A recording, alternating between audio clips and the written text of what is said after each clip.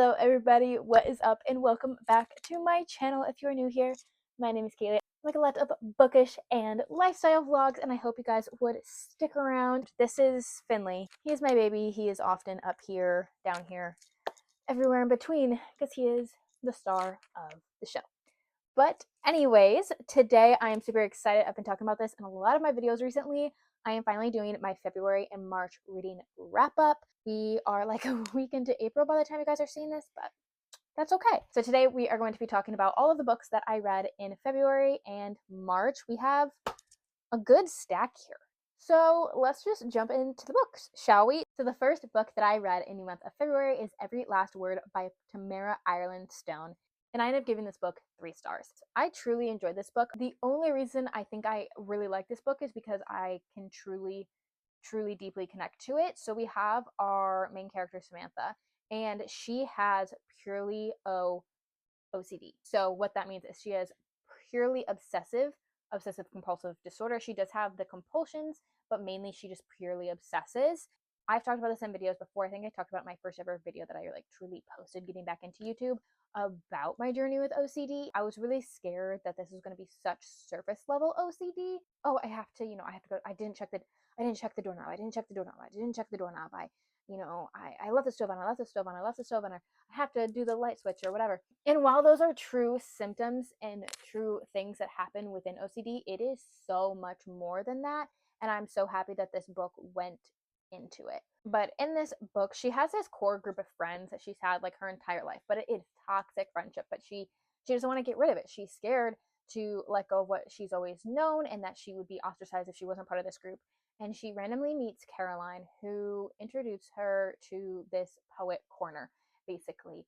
And she's developing friendships and relationships through that and being more open and honest with these people about her OCD than she ever has been with her friends that she's been friends with her entire life. The only thing that I would have liked more from this book is to see more of the OCD, of the deep and dark things, because we saw it in the beginning. Right away I was like, okay, we're showing truly what this is, and then we just didn't get too much of that the rest of the book. That's the only thing that I can really say about this. It is YA, so it's high school, take with that what you will. I never tab or annotate books, but this one just I felt connected to. This is one of my favorite quotes that I've ever read in my entire life. If you're someone who has OCD and you've dealt with it, this one like just truly helped with me. She's talking with her mom. She has her friends over and she has an OCD episode. And it says, then she grabs both of my hands so hard her wedding ring digs into one of my knuckles. They're just thoughts, she says. Say it, please. They're just thoughts. I can echo her words, but not the steadiness in her voice. Good. You're in control. When I look away from her, she grips my arms harder. I'm in control. She's wrong. I'm not. How many thoughts does the brain automatically deliver in a single day? Mom moves on to facts to help me center myself. 70,000, I whisper as tears splash onto my jeans. That's right. Do you act on 70,000 thoughts a day? I shake my head. Of course you don't. This thought was 1 in 70,000. It's not special. It's not special. As someone with OCD, when you experience a really terrifying and really intrusive thought, it makes you feel like a horrible human being, and it's very scary.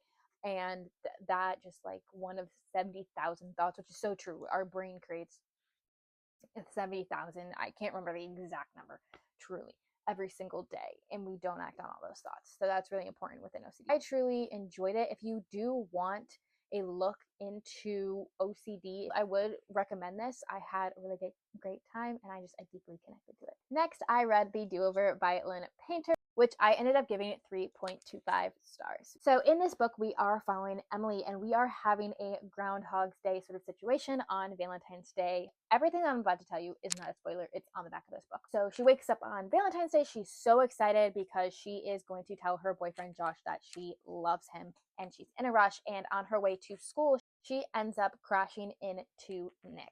Everything just starts to go wrong from there. She doesn't get to school in time to be able to tell Josh that she loves him before they go to class, and so she's trying to like find him in between classes and all that kind of stuff, and then she finds him cheating on her, and everything just spirals.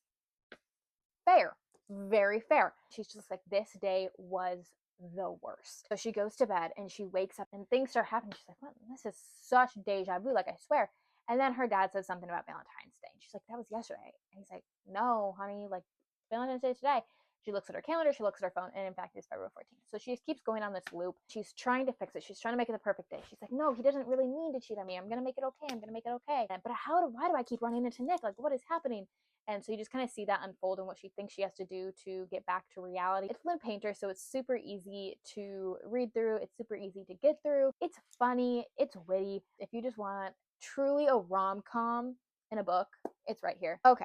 Then we have The Case for Christ by Lee Strobel, which I ended up giving 4.25 stars. This is a religious nonfiction book. I like to have a book that I read alongside with my Bible. I'll read a bit of my Bible at night, and then I'll grab and I'll read like a section from one of these. And this one was one that I've been reading for months because it takes me a long time because I just read like little sections at a time. But basically, in this book, we have Lee Strobel, who was like an investigative journalist, and he has always been atheist. He does not believe in God, and something happens that makes him go down not a rabbit hole, but he just starts researching it for himself. He is interviewing different scholars, different professors, researchers, historians, archaeologists. He's actually trying to make the case that it's not there. He's going in there with his best fight that he can, and he is just finding that what he has does not hold up and what they have does. And he goes from an atheist to a Christian. And you learn a lot about Christianity through this. I did not go into this as an atheist. I've always been a Christian. It's just cool to read about the reliability, the validity of your religion. It just puts a lot of even greater faith into you, even if you already are a Christian and you're just reading this to see his journey, because it's just solidifying that the events in the Bible happened and showing the goodness in God when it can be very difficult to see that in times during, horrific things that may happen in this world, that may happen in our lives. If you are a Christian, I would 110% recommend giving this a read or even a listen on the audiobook. And if you're someone who's struggling with your faith, if you're someone who has always struggled with the idea of Christianity or any religion, but you want to learn and you want to see what's out there, I would definitely also recommend this book. Next, I read The Library of Borrowed Hearts by Lucy Gilmore, which I ended up giving 4 stars. So we have Chloe, who is a librarian. She is an older sister to 3 younger siblings, and she is their primary caregiver. Their mother split a long time ago, and it's just her. And then we also have her cranky neighbor, which I cannot remember the name of him for the life of me. He is just that typical old grumpy guy. Like I said, she is a librarian, and she is cleaning out some books in the basement. She finds this super rare copy of a book, and she's like, oh my gosh, this is amazing. Like, I could sell this, I can make money. And then she's flipping through it, and she's like, oh, like there's writing all over this. Like, this is going to take the price tag way down. As she's reading these margins and she's reading what's written in there, she realizes it's 2 young lovers talking to each other through these books and discovering who these people are, and also going through her own romance, but also trying to support her family. I was obsessed with this. It categorizes itself as a romance. I would just call it like women's fiction, to be honest. You have a dual timeline. So while we are seeing this couple in the past, we are also seeing current life where, yes, she does have a romance, but she also has a family to take care of. She has family drama. She has financial issues. She has a grumpy older neighbor. It's so much more than a romance. I thought it was very, very cute, and I would recommend this to anyone. Then on my Kindle, I read The Fall Risk by Abby Jimenez, which I ended up giving 4 stars. This is like a little short story she put out on Kindle Unlimited. I think it was like 80 pages, a little bit over 80 pages, something like that. And basically, these 2 people live in 2 separate apartments. We have a man and a woman, can't remember their names. One of them is going to go leave his apartment, and then he looks down and he's like, where are the stairs? So he calls the building manager and he's like, dude, where'd our stairs go? So he goes over there and he's like, oh my gosh, like we are supposed to be doing repairs and construction on a different building. They came and took the wrong stairs. He's like, I can call them right now. But the guy in the apartment's like, no, dude, like it's the weekend. That's going to cost you so much money. Like, we'll be okay. The girl's like, girl, who is we? So the female in the other apartment, she actually does not go out a lot. She doesn't talk to a lot of people, and she's moved a lot of times. She actually has a stalker who has threatened her life. So she has a very hard time trusting people. And you're seeing these 2 people who are trapped up on this landing and in their 2 apartments because they don't have stairs for at least a weekend. It's super cute to see their romance grow and to see their friendship grow, to see her start to trust him, to see him start to put himself out there after his divorce. It's just super cute. I read it on the plane down to my grandparents. It took me less than an hour to read it. It's on Kindle Unlimited. This is just like how all romance should be. Like 80 pages, nice, short and sweet. Like let's get to the point. Let's do it. Let's not have all this drama. But of course, that's books. If you just want like a short little sweet rom-com, I would totally check it out. Okay, so to start off March, I read Crooked Kingdom by Leigh Bardugo, which I ended up giving 4 stars. This is the second and final book in the Six of Crows duology. If you don't know, Six of Crows is one of my 6-star reads. I love it. I'm obsessed with it. I love the found family. I love the heists of it. I love the twists and turns. This is the second book in that duology, so therefore I can't talk too much about it because I can't really talk about it too much without ruining Six of Crows. But basically, it's a heist. There's magic, there's found family. It's thick, okay? It's intimidating.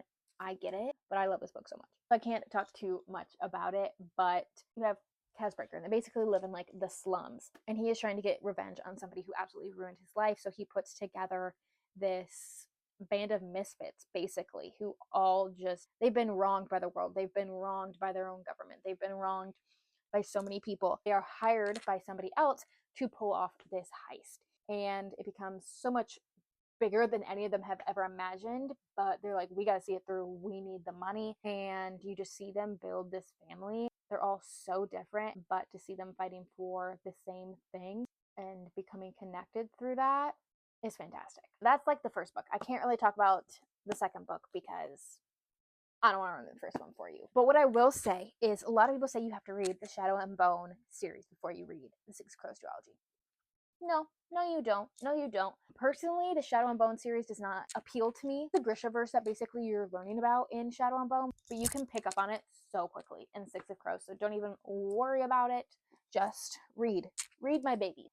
Then we have Emily Wilde's Encyclopedia of Fairies by Heather Fawcett, and I gave this book 4.25 stars. Oh my gosh. I'm not going to go too in-depth in this because I've talked about it in, I think it was like my reset that I just did. The epitome of cozy fantasy. And I have found that I am a cozy fantasy girly over a high stakes fantasy girly. In this book, we are following Emily Wilde, who is a professor at Cambridge, and her realm is the Fae.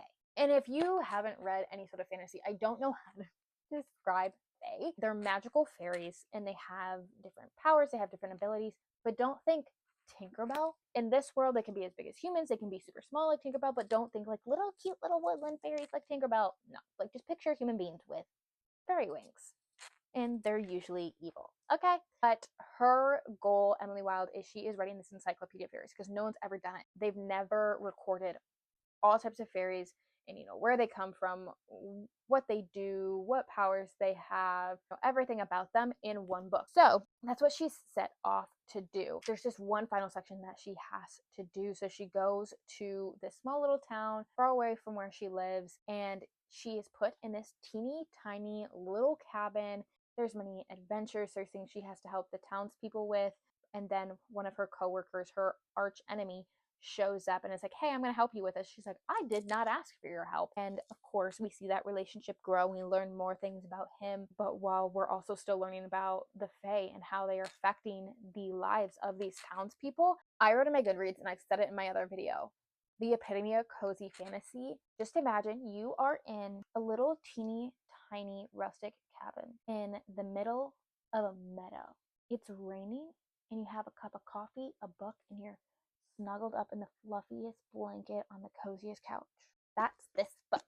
And it's not for everybody. Some people have read this and I've seen reviews like just cozy fantasy isn't for everybody because while things do happen in this book, it's not high stakes. It's not super fast paced, but in the best way possible. And I absolutely was obsessed with it. So please give cozy fantasy a try. Then on my Kindle, I read Burning Crowns by Catherine Doyle and Catherine Weber, which is the third and final book in the Twin Crowns trilogy. And I ended up giving the book 3.5 stars. Again, because it's the third book in a series, I can't talk too much about it without ruining the entire series for you. I'll basically kind of give you a rundown of what the series is basically about as a whole. So we have two twin sisters separated at birth. Royal sisters, might I add. One is Rose and one is Ren. Rose is the one who is kept at the kingdom with her parents. She is raised as a princess and she is raised to be the next queen, which we see her as in the beginning of this book. Ren was raised on the outskirts of their world by her grandmother, and she was raised as a witch. But in the kingdom, they have ostracized all witches. Ren finds out from her grandmother that she is actually the twin of Queen Rose, and their whole plot is to kidnap Rose so that Ren can go in her place and basically start acting as the queen. No one will know any different because they're twins, and she will then bring the witches to power with her. Rose has no idea that she exists. And so that is the whole like first book, is them switching, Rose finding out about this part of herself, about her sister, while Ren is trying to control this kingdom, and it's so much harder than she ever thought it would be. And we have several other characters who come into the book, and it is another great example of found family. I'm obsessed with this set of characters. Shenlo, I love you, Shenlo. We just see the different romances, and we see there's this sister bond start to grow. They're sworn enemies when they meet because they're both so mad at each other. Homegirl Rose was kidnapped. She's not happy with Ren. And Ren is not happy with Rose because Rose has been running this kingdom where witches are not allowed. You start to see that the two girls think they know how the other one is, but they start to learn obviously more about the other person and their culture and what it means for them to be sisters. Of course, fighting against like evil forces and different kingdoms. I am obsessed. There's like a limited edition set of these books coming out in May, and it's going to cost me a pretty penny, but I'm getting them. Then we went a little downhill for a sec. I read Redeemed by Lauren Asher, which is the fourth and final book in the Dirty Air series, and I ended up giving this book 2.75 stars. I love Lauren Asher, first and foremost, and I really enjoyed the Dirty Air series. None of them have been below 3 stars for me. This was a flop for me, and that makes me sad because I truly did enjoy the story. So in this book, we are following Chloe and Santiago. Chloe has a very difficult relationship with her mother. Her mother has a very difficult relationship with drugs and alcohol. She's been very in and out of Chloe's life and is only ever there when she needs something. Chloe grew up never knowing who her father was. And so finally for her birthday, her friend ends up getting her an ancestry like DNA kit. She sends it off and she finds that her father is in Italy. Her friend just convinces her to go there, to give up everything, to put up everything, and to go and find her dad. And then we have Santiago, which we see in the first book. This is the brother of the female main character in the first book, and he is an F1 racer, but he is in a horrible, horrible accident while he's racing that ends up just completely changes his life. He's not racing anymore. He stayed out of the public eye. He's basically become like a hermit. He's very depressed, but he actually ends up living next to Chloe's father, and that is how these two meet. I don't want to call it an enemies to lovers, but they don't get off on the best foot because Chloe be trespassing, and they start fake dating so Santiago can get his family off of his back. But he ends up realizing that Chloe is so great for him because she's like, I can't judge. My life is a mess. I'm not judging you for what happened to you and what you've chosen to do because of that. So, of course, everyone wants to get Santiago back into F1. And that is a huge part of it. And so he eventually decides through Chloe, he's like, I can do this and I'm going to go back into it. And we see like one thing of him practicing and then he's back. It was just such a big point of this book, is that of his accident and not being able to race, and that he's so depressed and he can't do these things. And then it's like, oh, yep, everything, this girl came into my life and everything's good now. Huh? What? I just wish we would have focused more on that aspect of it as well. While it's so true that someone can come into your life and completely change it for you because you fall in love and you find your person, the way that it was written was just, it was way too quick. As someone who's been in a similar situation, it wasn't a horrible wreck, but it's somebody who has had someone come into their life and completely change their life and accept them for who they are, and to make them realize life is a lot greater than what they thought. I wasn't cured right away from my OCD, my depression, and all these things that I was going through, but it definitely helped. And I just felt this book was like, oh, I'm cured. Let's go now and live happily ever after. And I'm going to go at race and all these things. So it wasn't super realistic for me in that aspect. But would I still recommend the series? Absolutely. But the final one just kind of fell flat for me. But then we turn it all around with not a 5-star, but a 6-star read for me, which is Funny Story by Emily Henry. And I know y'all saying like, Kaylee, what? This has been out for a year. I've explained it in so many videos. Basically, long story short, I'm stubborn. I needed the paperback, not the hardcover. Scrum diddly umptious, this book. In this book, we are following Daphne. And Daphne was engaged to this man. He goes on his bachelor party, he comes back and he's like, yeah, so I kissed my best friend. Our engagement is off. I'm gonna go date her now. And she's like, hold up, back up, what?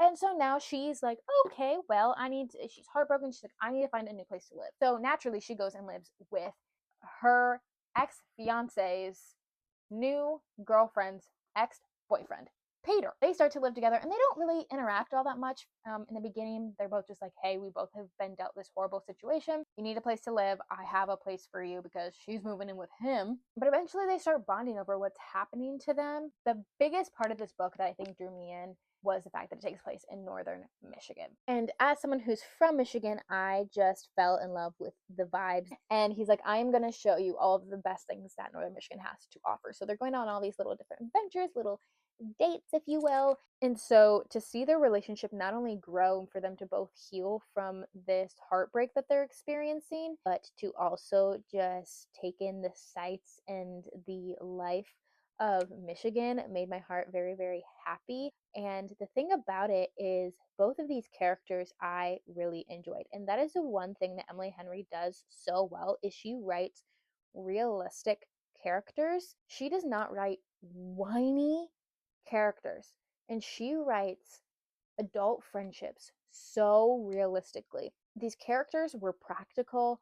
The things that happened weren't outrageous. Daphne had so many horrible things thrown her way. She could have been this whiny mess, but she wasn't. She was like, well, this is the cards that I was dealt. I'm going to do the best that I can. They all communicated like real adults. There was like slight miscommunication in this book, but in the way that it happens in real life. And then people are like, oh, my bad. Like, hold up. Let's go back. Let's talk about it. She writes adults so well and I love it. So I would 10 out of 10 always recommend. So I read When No One Is Watching by Alyssa Cole, which I ended up giving it 3.75 stars. This book is marketed as a thriller. It even says thriller, I think. It says thriller on the back. This is fiction. I was not thrilled at any point in this book, but that's okay because I loved this book.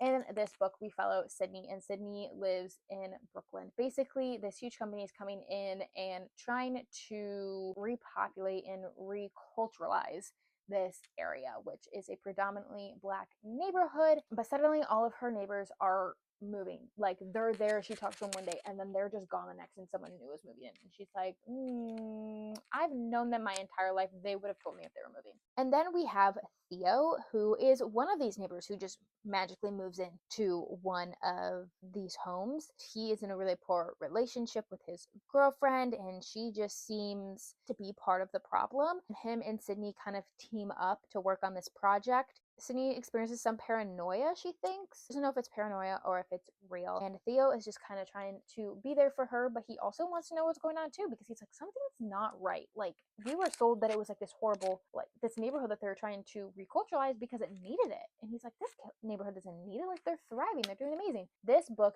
gives Get Out vibes. Is it Get Out? No, but it gives that sort of vibes. I think it is a really interesting read about culture and the way culture is viewed from different viewpoints, people who are within that culture, people who aren't within that culture. Would I categorize it as a thriller? No, but it was still such a good read. Then we have Games Untold by Jennifer Lynn Barnes. I ended up giving this 3 stars. This is within the Inheritance Games series. It is a collection of short stories. I think there's like 4 or 5 different ones in here, and I listened to this as an audiobook. If you have never done an audiobook for the Inheritance Games before at any point, I would not recommend it now, because when you're so far into a series and you have in your head what you think they sound like, and then you listen to an audiobook and it's not how you imagined, it's really going to throw you for a loop. And that was one of my biggest issues with this book. There's a bunch of different short stories from several different point of views. If you've read all of the Inheritance Games and like all the books that Jennifer Lynn Barnes has put out, of course you're gonna read it. I get it because I just eat up Jennifer Lynn Barnes writing. But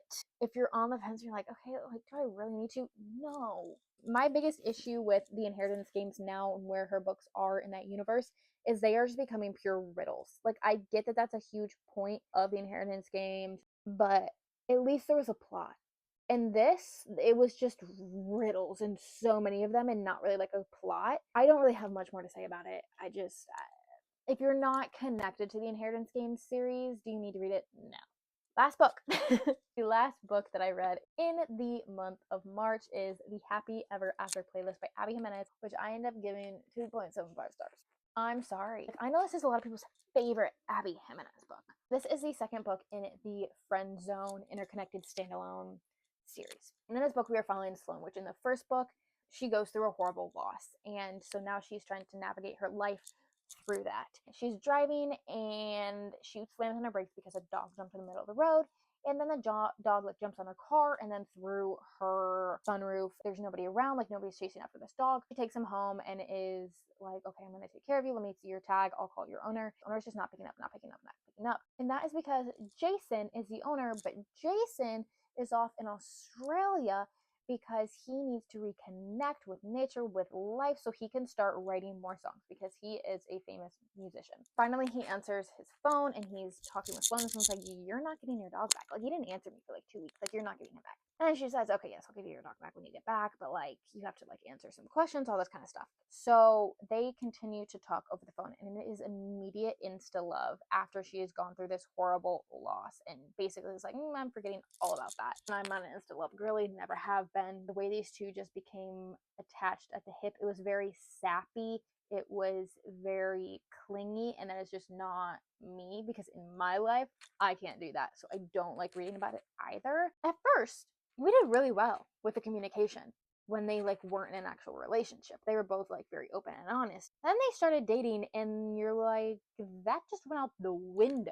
I was really enjoying this until about 40% of the way through. I just wasn't a fan. Will I continue to read Abby Jimenez? Yes, because as you saw, I had a 4-star read from her, but this just flopped for me. I need water and I need a break. Oh. Those are all the books that I read in the month of February and March. I hope you guys like this one. If you did, give it a big thumbs up and comment down below your favorite book so far this year. We're all always just looking for that next 5-star read. I hope you subscribe, stick around for other bookish and lifestyle videos, and I'll see you guys very soon. Bye.